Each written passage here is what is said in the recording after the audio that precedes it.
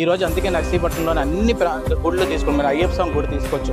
అయ్యప్ప స్వామి గుడి కూడా అయ్యన్న పాత్రుడు గారు ప్రతిష్ఠించడం జరిగింది ఆ రోజుల్లో 80లో.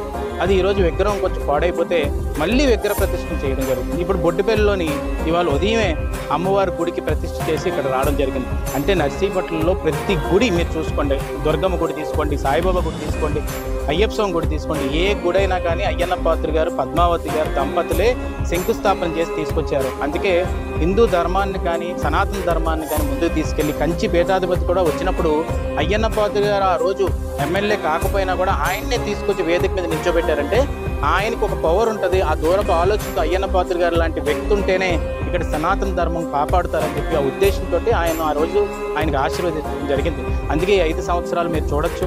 ఇక్కడ మొన్న ఆరతి ఇవ్వడం కూడా మనం తీసుకొచ్చి శివరాత్రి రోజు అది కూడా ఇంతకుముందు జరగలేదు.